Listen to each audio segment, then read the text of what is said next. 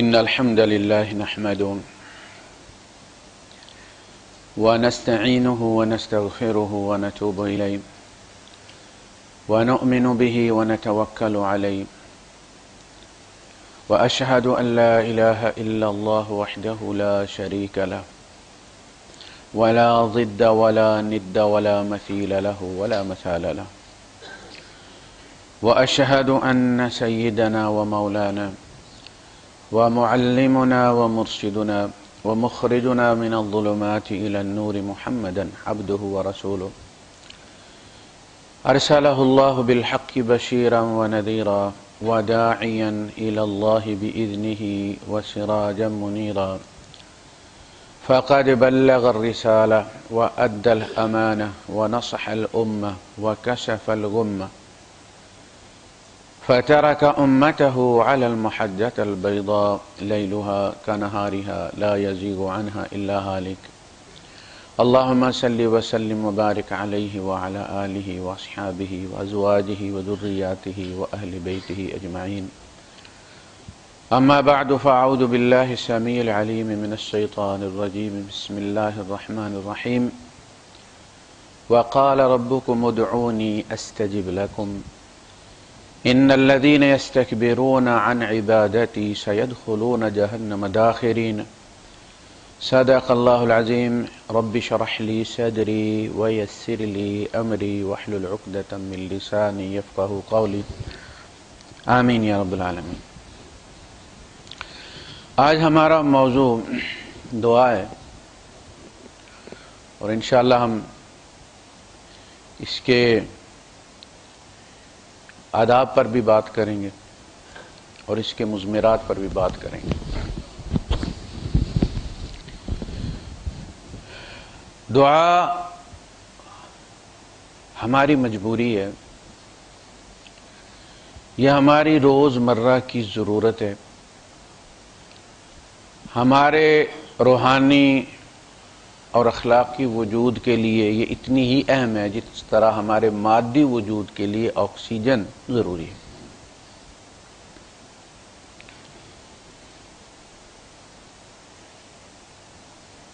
اس کے لیے اللہ نے حکم دے کر اسے ہمارے لیے فرض بھی بنا دیا، اب یہ عبادت بھی ہو گئی، ہماری ضرورت بھی ہے، اللہ کا حکم بھی ہے، اور اس حکم کے تابع یہ فرض بھی ہے۔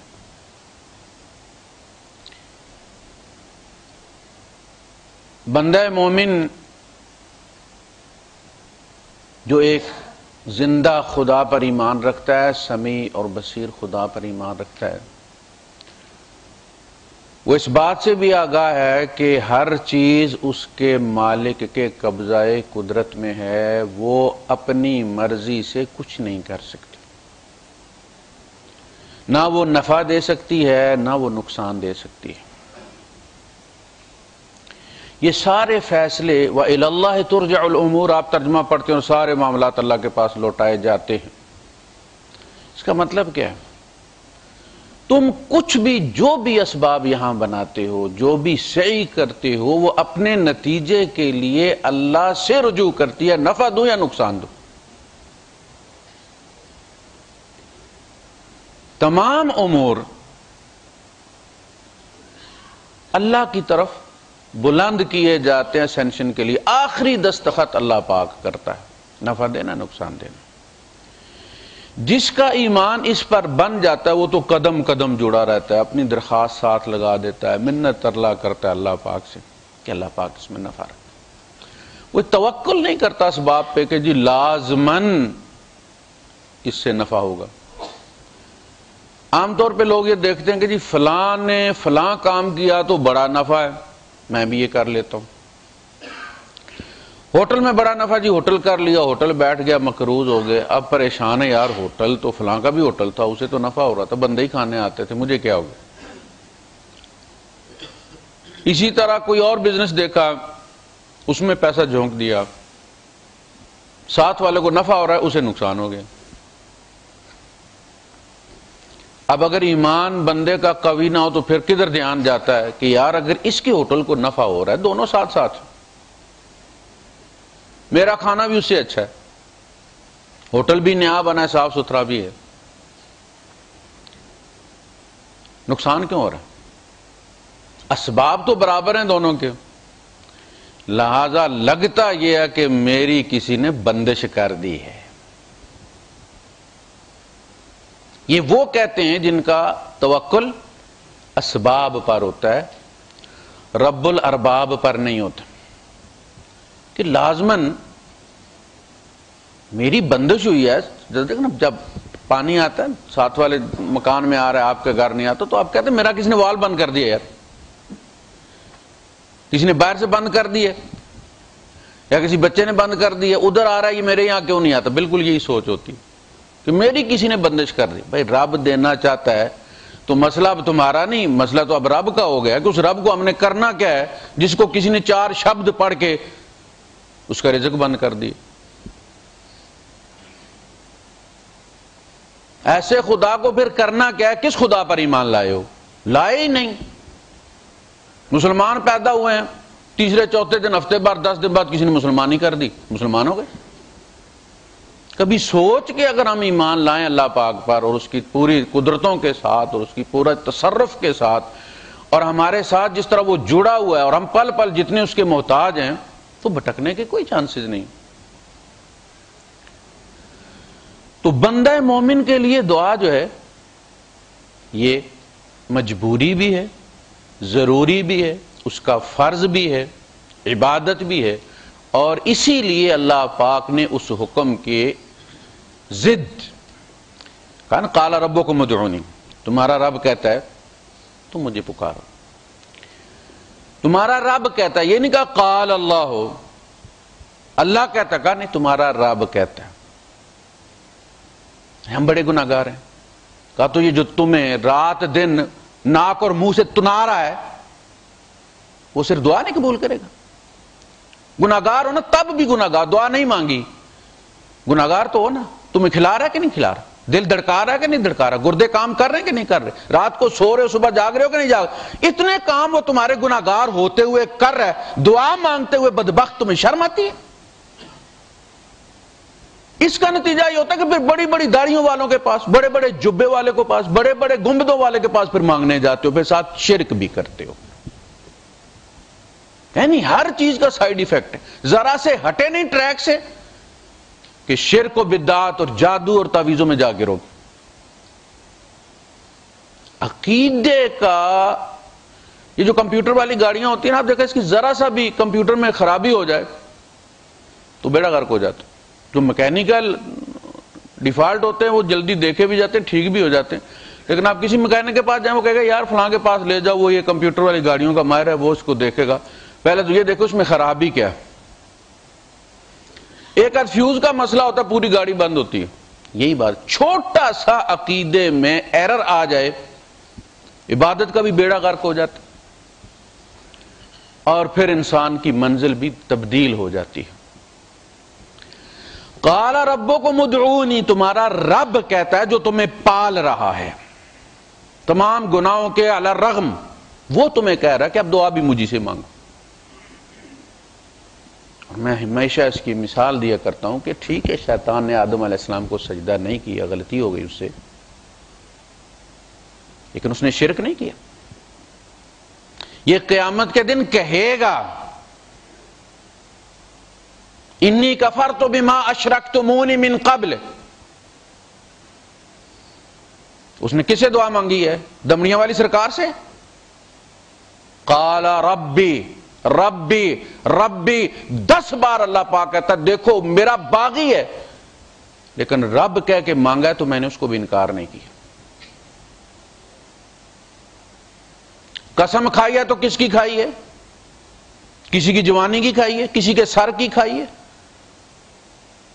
قال فبعزتک لأغوینہم اجمعین، تیری عزت اور تیرے جلال کی قسم میں ان سب کو گمراہ کروں گا۔ قسم کس بات پر کھا رہا ہے اور اللہ کی کھا رہا ہے؟ مجھے پکارو، مجھ سے دعا کرو. اور بڑی پیاری بات کہی، استجب لکم. پوسٹڈ چیک دے دیا، مجھ سے مانگو گے تو میں یقیناً قبول کروں گا. یہ نہیں کہا کتنے نفل پڑھو، ایک ٹانگ پہ کھڑے ہو جاؤ، اٹھ کے الٹے لٹک جاؤ، کھانا پینا بند کر دو، نہانا بند کر دو. نہیں، پھٹے کپڑے پہنو. مجھ سے مانگو گے تو ملے گا، باقی کسی سے بھی مانگو، سارے مانگتے. داتا کائنات میں ایک ہی ہے جس کے در پہ کھڑے ہو کے موسیٰ علیہ السلام کہتے ہیں انی لما انزلت الی من خیر فقیر. وہ موسیٰ جن کی شریعت پر ہزاروں نبی آئے ہیں، یہ کوئی تھوڑا اعزاز نہیں ہے. وہ موسیٰ، وَكَلَّمَ اللَّهُ موسیٰ تکلیما، اللہ نے موسیٰ سے اس طرح بات کی ہے جس طرح انسان انسان سے بات کرتا ہے.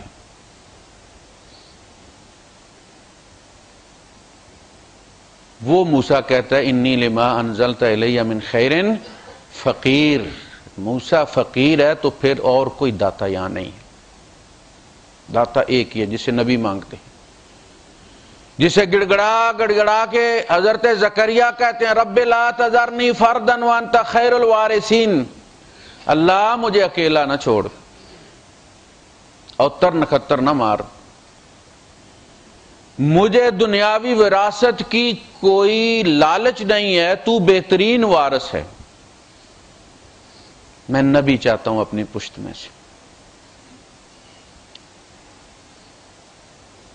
جس کے سامنے ابراہیم علیہ السلام بار بار کہتے رب ہب لی من الصالحین، اللہ مجھے صالح بیٹا دے دے، صالح بیٹا دے دے.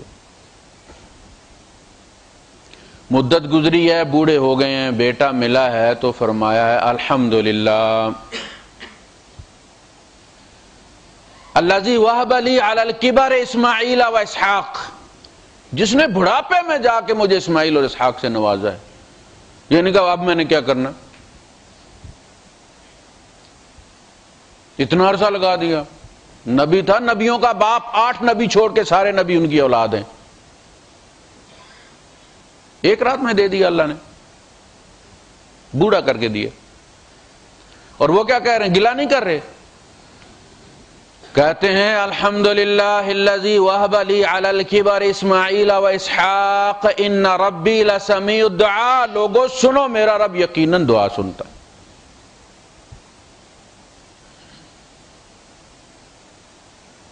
یہ ہے وہ بات کہ دعا کے اپنے آداب ہیں. یہ پوسٹڈ چیک ہے، کبھی ریجیکٹ نہیں ہوتا. اللہ نے دستخط کر کے کہا ہے، حدیث ہے اذا انطلق لسانک فاعلم انہ یرید ان یعطیک. تیری زبان کھلے تو سمجھ لے وہ تمہیں دینا چاہتا ہے، تو کھولی ہے.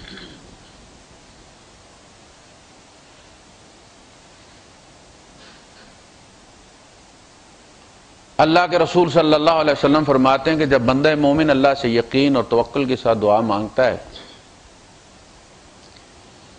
تو اس کے ساتھ 3 طرح کے معاملات کیے جاتے ہیں. اولاً یہ کہ اللہ پاک مناسب سمجھے تو جو اس نے مانگا ہے اپنی عقل کے مطابق دے دیتا ہے، ورنہ اس کا متبادل عطا کر دیتا ہے. یعنی بندہ تو اپنے ظرف سے مانگتا ہے اور دینے والا اپنے ظرف سے دیتا ہے. یا اس کو آخرت کے لیے مؤخر کر دیتا ہے.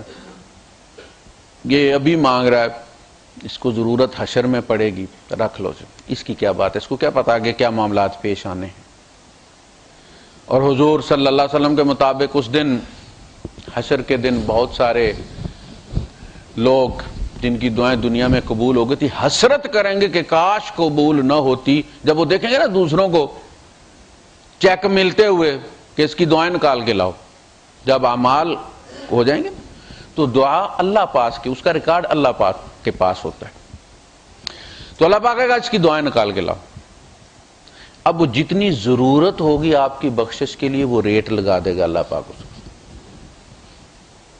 اتنا وزن ڈال دو۔ اور تیسری صورت یہ ہے کہ اللہ پاک اس دعا کے بدلے میں وہ کوئی چیز مانگ رہا ہے، اس سے کوئی بلا ٹال دیتے، یعنی وہ نئے بچے کی دعا مانگ رہا ہے، نیا بچہ اس کے مقدر میں نہیں ہے، لیکن جو اس کے پاس ہے اس نے گاڑی کے نیچے آ جانا تھا وہ ٹال دیتا اللہ، تو مل گیا نا۔ تو یہ تین معاملات بندے کے ساتھ کیے جاتے ہیں، رد نہیں ہوتی، یہ رب کا وعدہ ہے، استجب لکم، میں لازماً اس کو قبول کروں گا۔ سورہ جن میں اللہ پاک فرماتے ہیں وَأَنَّ الْمَسَاجِدَ لِلَّهِ، مسجد جو ہے وہ جگہ جہاں آپ اکٹھے ہوتے ہیں، مسجد وہ مقام ہے جہاں آپ سجدہ دیتے ہیں، اسی لیے حضور نے فرمایا کہ ساری زمین میری امت کے لیے مسجد بنا دی گئی ہے، اور یہ مجھ سے پہلے کسی نبی کو نہیں دیا گیا۔ ہر مذہب کی عبادت اس کی عبادت گاہ میں ہوتی ہے، یہ ہم ہیں جو دنیا بھر میں ایئرپورٹوں پہ ایک سائیڈ پہ ہو کے چادر بچھا کے سجدے میں پڑے ہوتے ہیں، فٹ پاتھوں پہ، ریلوے اسٹیشنوں پہ، ٹیکسی سٹینڈ پہ۔ یہ دنیا کی واحد امت ہے کہ جو جہاں چاہے سر جھکا دے اللہ وہیں سے لے لیتا ہے۔ تو ساری زمین اس معنی میں مسجد بنائی گئی ہے، سجدہ گاہ بنائی گئی ہے کہ تم سجدہ کر سکتے ہو۔ وہ گھر جہاں نماز کے لیے آتے ہو، سجدے کے لیے آتے ہو، مسجد ہے۔ وہ جگہ جہاں تم سجدہ کرتے ہو، اتنی جگہ تمہاری مسجد ہے۔ اور جس چیز سے سجدہ کرتے ہو وہ مسجد ہے، وہ بھی مسجد ہے۔ جس چیز سے سجدہ کرتے ہو، جس جگہ سجدہ کرتے ہو، جس چیز کے ذریعے سجدہ کرتے ہو۔ تو علماء لکھتے ہیں کہ وَأَنَّ الْمَسَاجِدَ لِلَّهِ کا مطلب یہ ہے کہ یہ جبینیں جن سے تم سجدہ کرتے ہو۔ سجدہ کتنی چیزوں سے ہوتا ہے؟ سجدہ 7 چیزوں سے ہوتا ہے۔ اللہ کے رسول صلی اللہ علیہ وسلم فرماتے ہیں کہ مجھے 7 چیزوں پہ سجدہ کرنے کا حکم دیا گیا ہے۔ 2 ہاتھ، 2 گھٹنے، 2 پاؤں اور ماتھا۔ ماتھے کی لوکیشن ایسی ہے کہ آپ ماتھے پر سجدہ کریں، تالو سے نہ کریں۔ ماتھے سے سجدہ کریں آپ تو ناک خود لگتی۔ چیزیں 7 ہیں، اور اللہ فرما رہا کہ 7 کی 7 میری امانت ہے۔ اب یہ کسی اور کے سامنے نہیں ٹکنی چاہیے، یہ روحانی بدکاری ہو جائے گی۔ وَأَنَّ الْمَسَاجِدَ لِلَّهِ، سجدہ تم نے اللہ کو کیا ہے، سر اس کے سامنے جھکایا ہے۔ بڑی بدبختی ہے تمہاری کہ مانگنے کہیں اور چلے جاؤ۔ یہ تو تمہاری عقل کا تقاضا، یہ تو منطق ہے، تو لاجک کہتی ہے۔ دنیا کے معاملات میں ایسا نہیں ہوتا کہ تم کام ایک کمپنی میں کرو اور تنخواہ لینے دوسری کمپنی میں چلے جاؤ۔ ایسا کہیں دیکھا آپ نے؟ ٹیکسی ایک میں بیٹھو، کرایہ دوسری کو دے دو اور کہو بھائی میں نے ٹیکسی کو کرایہ دے دیا، وہ بھی ٹیکسی والا تھا جس کو دیا۔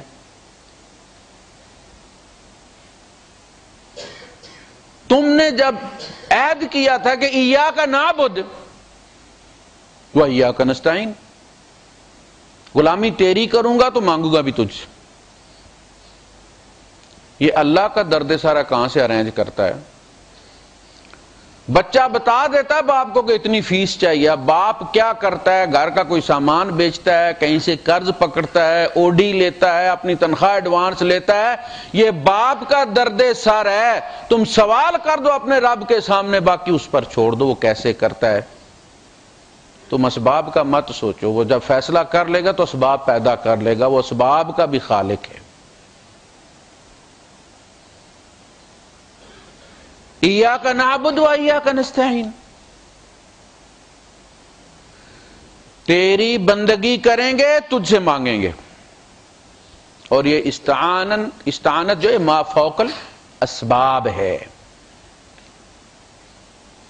یہ جو تعاون طلب کرنا نا ایک دوسرے سے، یار وہ پانی کا گلاس دینا، یہ مدد نہیں ہے. استعانت اس کو نہیں کہتے، اس کو تعاون کہتے ہیں. تعاونوا علی البر والتقوی، نیکی اور بھلائی کے کاموں میں ایک دوسرے کا ہاتھ بٹاؤ، تعاون کرو. اور ان کی مذمت کی کہ جو نمازیں تو بڑی لمبی پڑھتے ہیں. فوائل للمصلین الذین هم عن صلاتهم ساہون، وہ اپنی نماز کے مقصد سے غافل ہیں. الذین هم یراؤون، وہ ریاکاری ہے وہ نماز. وَيَمْنَعُونَ الْمَعُونَ، اور معاونت کو روک لیتے، کسی کے ساتھ تعاون نہیں کرتے. کہ کوئی مصیبت میں ہے، پوچھ لے بندہ بھائی کیا مسئلہ ہے. کوئی پریشان پھر رہا ہے، پوچھ لیا بھائی صاحب کیا معاملہ، شاید اس رستہ پوچھنا ہے، کسی دکان کا پوچھنا ہے، کسی فارمیسی کا پوچھنا ہے. پوچھ لو اس سے بھائی کیوں پریشان، کیا چاہیے. تو تعاون جو ہے اس کو استعانت نہیں کہتے.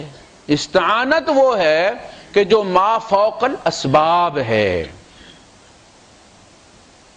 جو بندے کے بس میں نہیں ہے. اس کے لیے جا کر کسی کو کہنا کہ آپ چھو کر کے کروا دیں کام اپنے موکلوں سے. ہماری آپ کے آگے مکے والے یہی کہتے تھے کہ وہ لوگ جو اللہ کے سوا دوسروں کو اولیاء بنا بیٹھے ہیں، وہ کیا کہتے ہیں؟ ما نعبدہم الا لیقربونا الی اللہ زلفی. سورہ الزمر سٹارٹ ہے اس کا. ہم ان کی بندگی نہیں کرتے، ہم ان کی مسکا پالش نہیں کرتے. اصل میں بندگی چونکہ صرف اللہ کا حق ہے،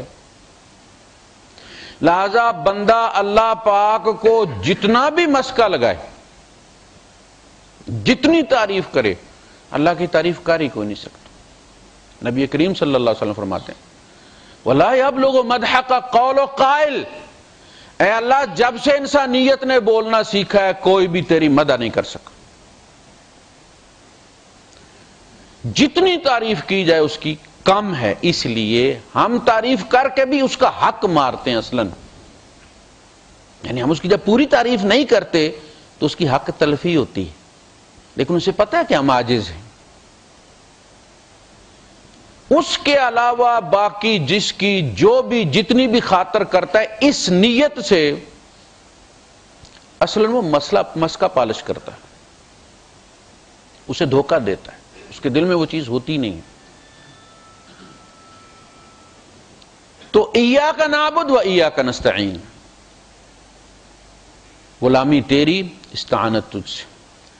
اسباب نے جواب دے دیا ہے، ہاتھ اس کے سامنے پھیلائے جائیں گے. اسباب میں برکت کے لیے، نفع نقصان سے بچنے کے لیے، نفع کے لیے اس سے رجوع کیا جائے گا. اولاد ہے، نیک ہو. میرا اولاد ہونا کوئی نہیں کل بڑا ہو کے گولی مار دے. کئی لوگ نہیں مارے جاتے اولاد کے ہاتھوں، بچہ ہی بن کے پالتے ہیں، نفع سمجھ کے پالتے ہیں سانپ کو. وہ تو اس کے لیے آداب سکھائے کہ وہ کہتے ہیں کہ اللہ ہب لنا من ازواجنا و ذریاتنا قرۃ اعین، آنکھوں کی ٹھنڈک نظر پڑے تو کلیجے تک ٹھنڈک چلی جائے، ایسا بچہ عطا فرما دے، ایسی بیوی عطا فرما. ایسا نہیں کہ بچے پہ نظر پڑے تو بندے کا بلڈ پریشر ہائی ہو جائے، فالج ہو جائے اسے. وہ بھی بچے، ایک صحابہ ہے وہ بیٹے کی وجہ سے اس نے جواب ایسا دیا کہ وہ ادھر ہی گر گئے، سٹروک ہو گئے.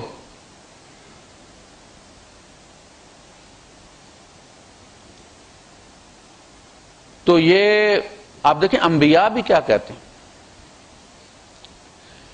حضرت داؤد علیہ السلام جب دعا کرتے ہیں، حضرت سلیمان علیہ السلام جب دعا کرتے ہیں، حضرت شعیب علیہ السلام جب دعا کرتے ہیں، ہمیشہ اولاد کے صالح ہونے کے لیے اللہ سے دعا کرتے ہیں. جب سلیمان علیہ السلام نے دعا کی، جب انہوں نے بات سنی چیمٹی کی، ملکہ تو وہ بھی ملکہ تھی نا، اس کی سلطنت تھی، وہ ذمہ دار تھی ان کے جان و مال کی. تو اس نے کہا کہ بھائی وہ جیسے آپ اسلام آباد والے کہتے ہیں کہ بچے لے کے پہاڑوں پہ چلے جاؤ، بھائی آ رہے ہیں ڈانسنگ پارٹی. اس نے کہا یا ایھا النمل ادخلوا مساکنکم لا یحطمنکم سلیمان وجنودہ. ایسے سلیمان لشکروں کے ساتھ چڑھا چلا آ رہا ہے، اپنے اپنے مسکنوں میں گھس جاؤ، اسے پتہ بھی نہیں چلے گا اور وہ روند ڈالے گا. اللہ پاک نے وہ آواز سلیمان تک پہنچائی. صرف تو بادشاہ نہیں، دیکھ ادھر بھی فکر لگی ہوئی ہے. جو مخلص حکمران ہوتے ہیں وہ عوام کے بھلے کی سوچتے ہیں، انہیں مارنے کی نہیں سوچتے. لا یحطمنکم سلیمان وجنودہ وہم لا یشعرون. آپ دیکھیں اس نے کیسی بات کی، یہ بلیم نہیں کیا اس نے کہ نہیں اس میں تکبر ہے تمہیں روندے، کہا کہ اسے پتہ بھی نہیں ہوگا کہ تم روندی گئی ہو. یہ ہے اصل میں کہ مومن سوچ کر بولتا ہے کہ کوئی ایسا لفظ نہ نکلے کہ کل اللہ کی گرفت میں آ جائے. چیمٹی ہے لیکن وہ اس کو غیبت میں تبدیل نہیں ہونے دے رہی، کہہ رہی ہے کہ اس کا قصور نہیں ہوگا، اگر تم کچلے بھی گئے تو انہیں پتہ نہیں چلے گا تمہاری وقت کیا اس کے لشکروں کے سامنے. فتبسم ضاحکا من قولها. وہ مسکرائے اور ان کا کہکا نکل گیا. فتبسم ضاحکا. واہ بھائی واہ، کیا ملکہ ہے، کیا فکر ہے عوام کی، کیا انتظام ہے، کیا دعا ہے. وقال رب اوزعنی ان اشکر نعمتک التی انعمت علی وعلی والدی وان اعمل صالحا ترضاه واصلح لی فی ذریتی. تو میرے والی اصلاح میری اولاد میں بھی ڈال دے، میری اولاد کی بھی اصلاح کر دے. تو دعا ہماری مجبوری ہے. دعا ہمارے لیے اسی طرح ضروری ہے جس طرح آکسیجن ضروری ہے. دعا مومن کا بہت بڑا ہتھیار ہے. لا يرد القضاء الا الدعاء. تعویذ تقدیریں تبدیل نہیں کرتے، قضاء کو دعا بدل دیتی ہے. کہا جتنا تیرے یقین میں زور ہوتا ہے تیری دعا لڑتی ہے قضاء کے ساتھ. یقین خالص ہے تو وہ غالب آ جاتی ہے، اور ڈھیلی ڈھالی بھیجی ہے تو وہ پھر مغلوب ہو جاتی ہے. ہم دعا مانگتے ہیں تو یقین کے ساتھ نہیں مانگتے، اور اللہ پاک فرماتا ہے کہ جو میرے ساتھ جیسا گمان کرتا ہے میں اس کے ساتھ ویسا معاملہ کرتا ہوں. دعا پورے یقین کے ساتھ مانگی جائے، اور دل کے نہاں خانوں میں کہیں بھی یہ خیال نہ چھپاؤ کہ اگر نہ پوری ہوئی نا تو میں نماز چھوڑ دوں گا، داڑھی بھی کٹا دوں گا، ملحد ہو جاؤں گا. انہ علیم بذات الصدور. وہ سارے تیرے سینوں کے راز جانتا ہے. بلیک میل ہونے کے لیے وہ تیار نہیں. تو اپنی نمازیں ساتھ رکھ اور سب اسٹیشن پہ کر کے ادھر ڈال کے تو اپنی بجلی بنا لے. تم مجھے نہیں چاہیے. جس نے شیطان کے زمین و آسمان کے چپے چپے پر کیے گئے سجدے اٹھا کے اس کے منہ پر مار دیے ایک سجدہ نہ کرنے کی وجہ سے، وہ بھی خدا کو نہیں آدم کو. تیری نمازوں پہ وہ جو بلیک میلنگ والی نمازیں کوئی وقت نہیں ہے اس کی. اس لیے میں کہتا ہوں کہ نماز دعا جو ہے وہ اپنے پیچھے حمالیہ جتنا ایمان مانگتی ہے، یقین مانگتی ہے، ورنہ دعا ری ایکشن کر جاتی ہے. جو تھوڑے سے مسلمان بچے ہوئے اس سے بھی نکل جاتے ہو. پھر نہ ہی کرو تو اچھے. دعا کر کے ملحد ہو جانا ہے تو پھر نہ ہی کرو، زور لگا لو، اسباب جوڑ لو، رشوت دے لو، جو کرنا ہے کر لو تم. لیکن بلیک میلنگ والی دعا نہیں چلے گی. دعا تو عاجزی کا نام ہے، بلیک میلنگ کا نام نہیں. اور کوئی ڈر نہیں ہے، اور کوئی ذریعہ نہیں ہے. تم جس ڈر کو آزماؤ گے اس کے پیچھے رب کو پاؤ گے. یہاں جب بندہ بلیک لسٹ ہو جاتا ہے تو جس محکمے میں جاتا ہے مردود ہو جاتا ہے. وہ جو ہی کمپیوٹر مارتے ہیں کہتے تعمیم ہوئی ہے، پہلے ادھر جا. ایک گاڑی کا ملکیہ ایکسپائر ہو جائے تو ساری گاڑیوں کا جو ہے وہ فائلیں بند ہو جاتی ہیں. اس بندے کے نام پہ جو لائسنس ہوتا ہے اس کے ویزے بند ہو جاتے ہیں.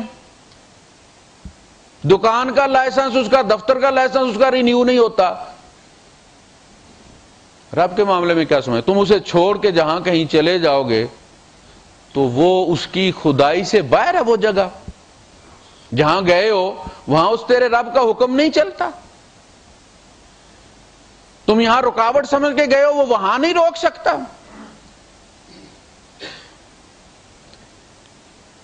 اللہ سے مانگنے کے آداب میں یہ شامل ہے کہ اس میں ٹائم فریم نہ رکھا جائے. ٹائم فریم جب رکھتے ہو مہینے میں ہو جانا چاہیے، سال میں ہو جانا چاہیے. یہ دعا نہیں ہوتی، یہ حکم ہوتا ہے. جس میں ٹائم فریم دیا جاتا ہے نا وہ دعا نہیں رہتی. اس لیے کہ دعا جو ہے وہ اصل میں صیغہ امر میں دی جاتی ہے. یہ کر دے اللہ پاک، یہ کر دے، آرڈر دے رہے نا آپ. صیغہ تو امر کا استعمال کر رہے ہیں نا آپ. بیٹا دے دے، جب آپ اپنے بیٹے کو کہتے وہ گلاس دے دے، صیغہ تو امر کا ہو گیا. دعا جب اپنے سے چھوٹے سے کی جاتی ہے، سب آرڈینیٹ سے کی جاتی ہے تو وہ حکم ہوتی ہے. جب آپ کوئی آرڈر پاس کرتے ہیں، وہ آرڈر جب آپ سے چھوٹے کے لیے ہے، جونیئر کے لیے ہے، بیٹے کے لیے، بیوی کے لیے، آفس میں سب آرڈینیٹ کے لیے، تو وہ آرڈر ہے.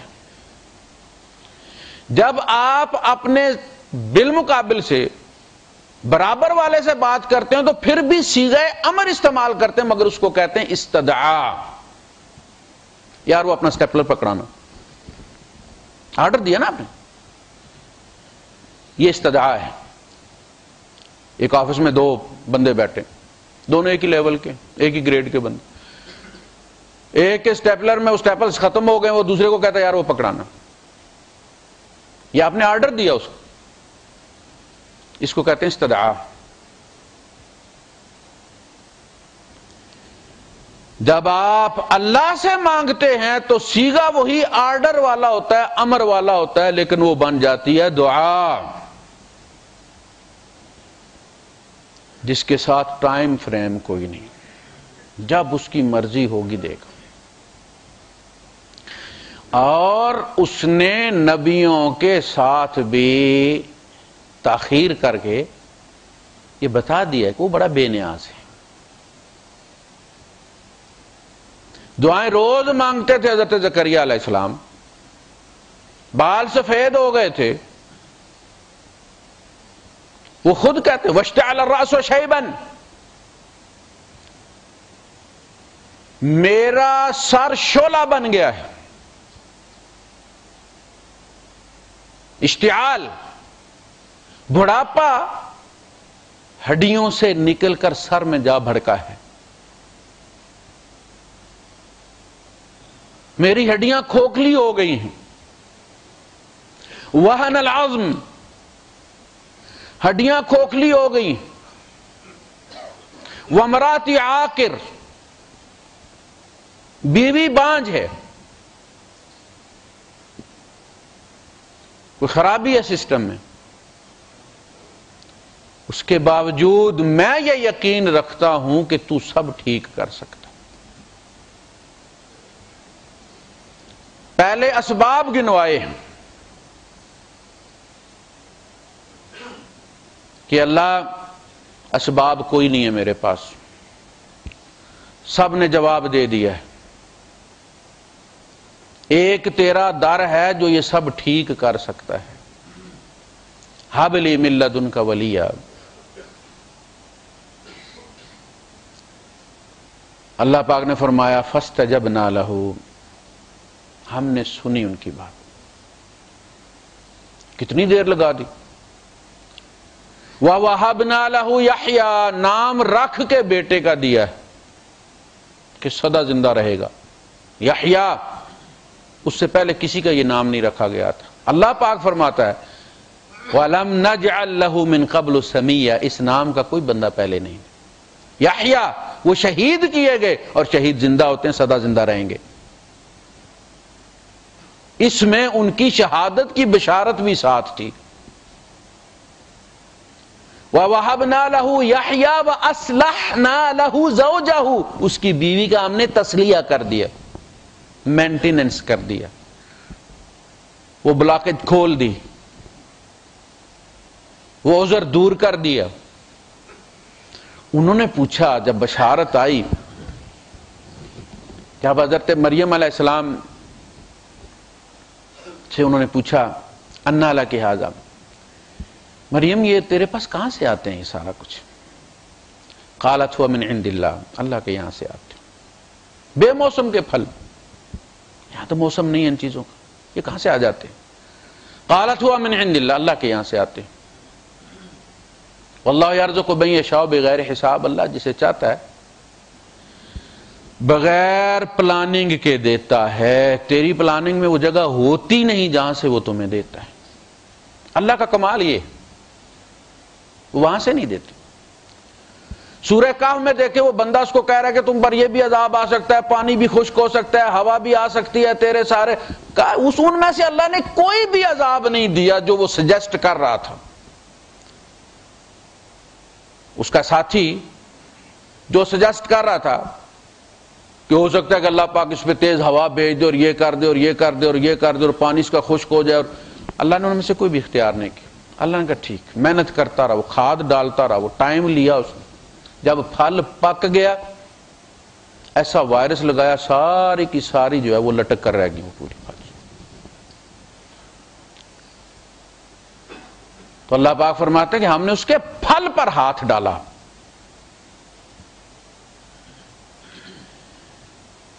تو انہیں تجسس ہوا، جب یہ معاملہ ہوا حضرت مریم نے انہیں کہا کہ یہ اللہ کے یہاں سے، تو ان کی کیفیت تبدیل ہو گئی۔ حضرت زکریا علیہ السلام کی تضرع پیدا ہوا کہ مالک میں بھی بے موسم کا مانگ رہا ہوں، مریم کو مل سکتا ہے تو مجھے کیوں نہیں؟ ہنالک دعا زکریا ربہ قال رب ہب لی من لدنک ذریۃ طیبہ، اللہ مجھے بھی ایک صالح بیٹا عطا فرما۔ انک سمیع دعا، تو دعائیں سنتا ہے۔ اب فرشتے دوڑے ہیں، منظوری ہوئی ہے۔ یہ خاص پیار ہے فرشتوں کا ایمان والوں کے ساتھ، جیسے خاص پیار ہوتا ہے نا شیاطین کا شیطانوں کے ساتھ۔ تو فرشتے دوڑے ہیں، انہوں نے نماز میں ہی آ کے گھیر لیا ان کو۔ نادته الملائکۃ وهو قائم یصلی فی المحراب ان اللہ یبشرک بیحییٰ مصدقا بکلمۃ من اللہ وسیدا وحصورا ونبیا من الصالحین۔ تو انہیں تجسس یہ ہوا کہ ہوگا کیسے؟ سوچتا ہے نا بندہ کہ میں پھر جوان ہو جاؤں گا، بیوی بھی جوان ہو جائے گی، سارا کچھ ریورس ہوگا۔ قال انا یکون لی غلام، اللہ بیٹا کیسے ہوگا؟ وَقَدْ بَلَغَنِيَ الْكِبَرُ، بڑھاپے نے مجھے پا لیا ہے، وَامْرَأَتِي، آخر میری بیوی بانجھ۔ یعنی ان میں سے یہ اسباب کیسے ہٹائے جائیں گے؟ مجھے جوان بنایا جائے گا، بیوی کو ٹھیک کیا جائے گا، کیا ہوگا؟ قَالَ كَذَلِكَ، اسی طرح ہوگا، تو بھی بوڑھا رہے گا، وہ بھی اسی طرح بوڑھی رہے گی، اور ہم دے دیں گے۔ دے دیا۔ اگلے رکوع میں حضرت مریم نے پوچھا کہ میرا کیسے ہوگا بیٹا؟ وَلَمْ يَمْسَسْنِي بَشَرٌ، مجھے بشر نے چھوا تک نہیں، نکاح نہیں ہوا، وَلَمْ أَكُ بَغِيًّا، اور میں کوئی بدکار عورت نہیں ہوں کہ شوہر نہیں تو کہیں باہر سے لے لوں، یہ بچہ ہوگا کیسے؟ قَالَ كَذَلِكَ، شوہر کی ضرورت نہیں، اسی طرح ہو جائے گا، وہ كَذَلِكَ اور یہ كَذَلِكَ، اسی طرح ہو۔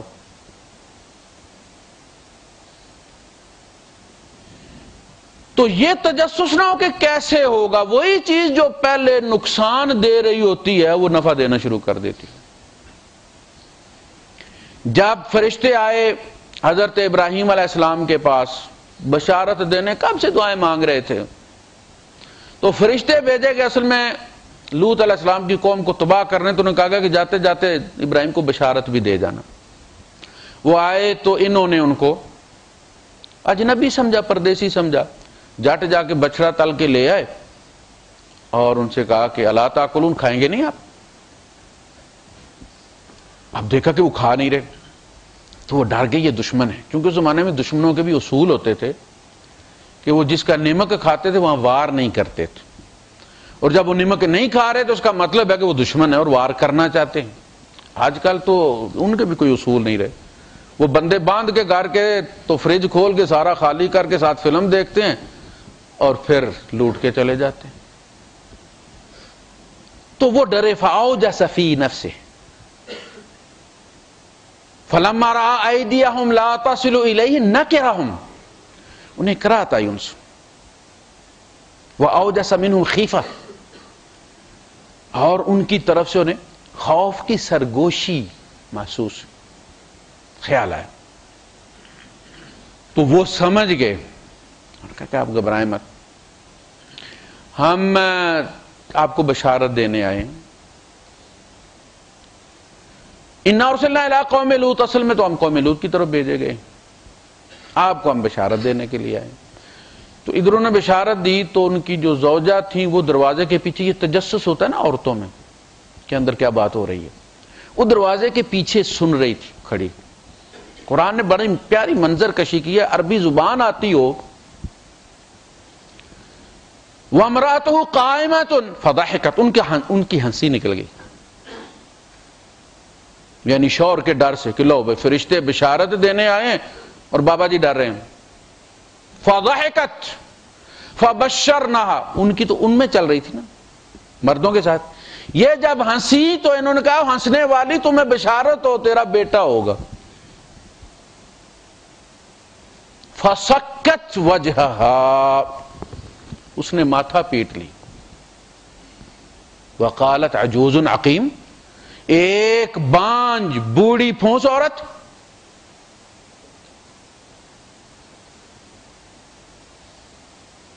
ابشرتمونی علی ان کبر، علی ان بلغنی الکبر، علی ان مسنی الکبر فبما تبشرون، اور سوچو کیا بشارت دے رہے ہو تم۔ قالت أألد وأنا عجوز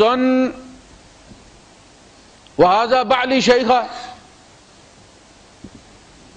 اچھا جی میرے یہاں اب بچہ پیدا ہوگا، میں تو ہو گئی ہوں بوڑھی اور میرے شوہر کا تو رائے ککھ نہیں۔ اچھا جہاں بھی عمر کا ذکر کیا حضرت زکریا علیہ السلام نے بھی، تو اپنی عمر کا تو جو کہا بیوی کا بالکل ہی انہوں نے کہا کہ اس کا تو بچے ککھ نہیں۔ جب بیوی عمر کا کہہ رہی ہے تو اپنی تھوڑی کم بتا رہی ہے، شوہر کا کہہ رہی ہے اس کا کوئی نہیں بچا۔ یہ فطرت، مفسرین نے اس پہ لکھا باقاعدہ۔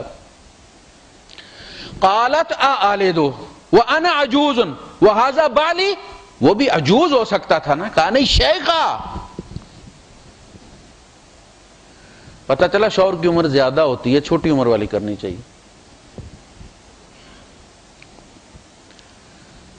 قالوا اتعجبین من امر اللہ، یہ تعجب کس پر ہو رہا ہے بھائی؟ اللہ کے حکم پر، علی کل شیء قدیر ہستی پر۔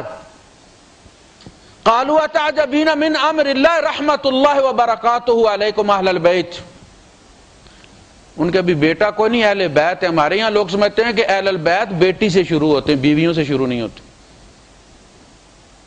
ایک فرقہ ایسا بھی ہے جن کے یہاں بیٹی گھر والی کہلاتی ہے، بیوی گھر والی نہیں کہلاتی۔ اہل بیت کا مطلب کیا ہے؟ گھر والی۔ کوئی بھی کسی کو کہے کہ گاڑی میں گھر والی بیٹھی ہے تو کوئی نہیں سمجھتا کہ بیٹی اس کی بیٹھی ہوئی، سمجھے کہ بیوی بیٹھی ہوئی۔ وہاں نہ ان کا بیٹا ہے نہ بیٹی، اور وہ کہہ رہے ہیں اہل البیت۔ تعویل کیا کرتے ہیں کہ چونکہ ان کی پشت میں اہل بیت تھے، ان کو سلام کیا تھا انہوں نے۔ بتائیے،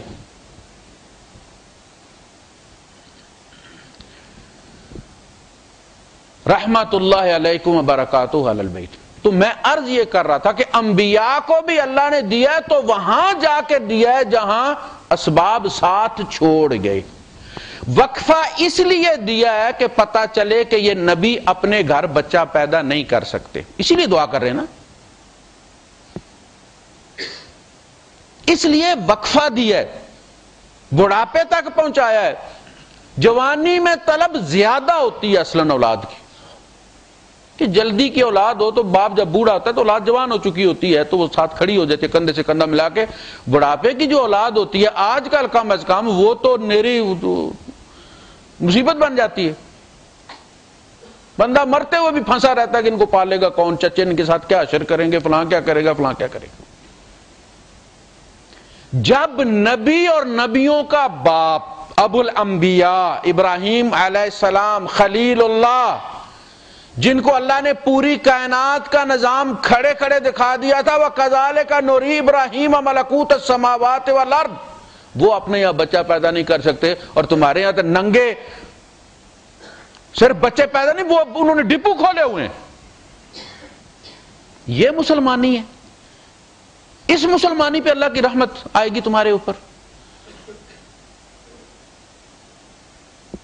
ان لوگوں میں ہزاروں عیب ہوں گے لیکن ان کی توحید نے ان کو مال و مال کیا ہوا ہے۔ 13 سال توحید کی محنت ہوئی ہے اسلام میں،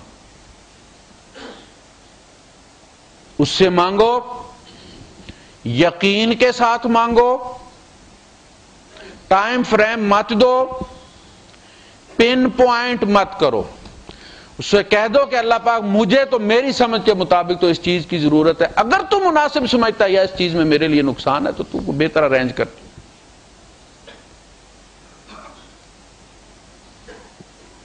اور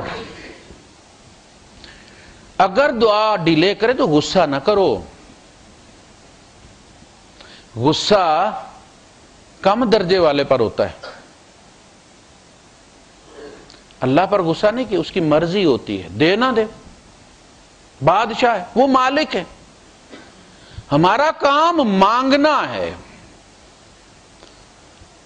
بہت سارے لوگ یہ کہتے ہیں کہ اگر خدا ہے تو سنتا کیوں نہیں، میرے ساتھ یہ ہوا اس نے کیا کیوں نہیں، بھائی میرے ساتھ یہ کر رہا ہے، باپ میرا مر گیا تو اللہ کو جب پتا تھا بھائی میرے ساتھ یہ کرے گا